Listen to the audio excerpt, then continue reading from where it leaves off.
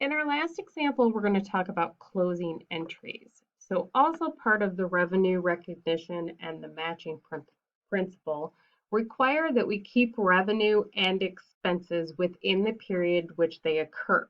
This means that at the end of every accounting period, we have to close all of our revenue and expense accounts in order to prepare them for the new accounting period. We also close the dividends account. So when we're looking at this information, we have our adjusted trial balance, our income statement, and our statement of retained earnings. This is the same company that we did the classified balance sheet for in the last example.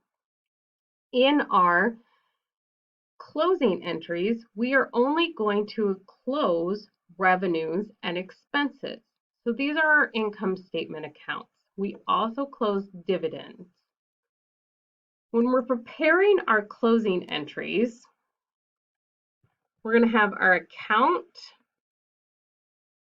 and our debit and credit. I'm just going to make those bigger. When we're preparing closing entries, we use a temporary account called income summary. First, we close our revenue accounts. So we have two revenue accounts, fees earned and interest earned. The normal balance of our revenue accounts is a credit balance, so we need to debit them to close them. So we debit for the full amount.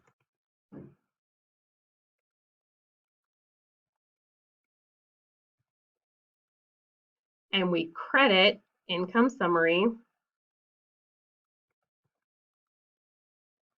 for the total amount.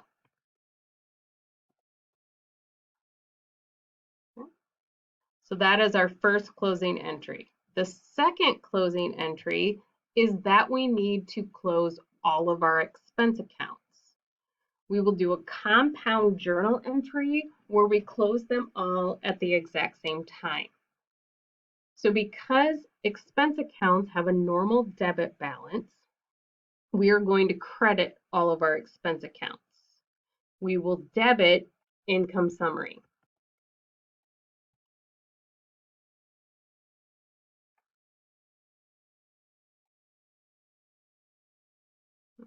Let's just do this.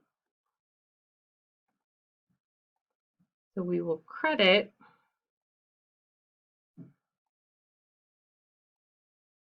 all of our expense accounts, just taking these straight off the income statement. Okay. So the total debit to income summary is our total expenses. We call it a compound journal entry when we complete one journal entry with multiple accounts all at the same time. We have one debit to income summary, and then we have all of these accounts that we are crediting. The credits have to equal debits, so our total must equal whatever we put in our credit line. Our next closing entry is going to be closing income summary to retained earnings. We are going to debit income summary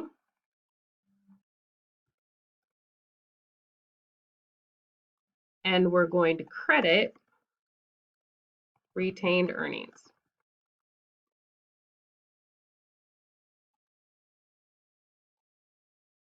If we put into a T account an income summary credit of $508,000 and a debit of $420,800, the balance in our income summary account is the exact same balance as our income summary. Income summary is a temporary account that we use just for the purpose of closing entries. So we close income summary to retained earnings to add the net income amount to retained earnings. The next account that we close is dividends. We close the dividends account to retained earnings. dividend reduced the retained earnings account, so we're going to debit retained earnings and credit dividends.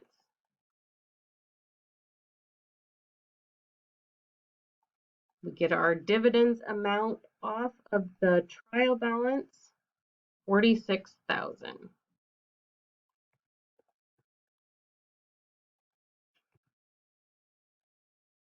And those are your 4 closing journal entries.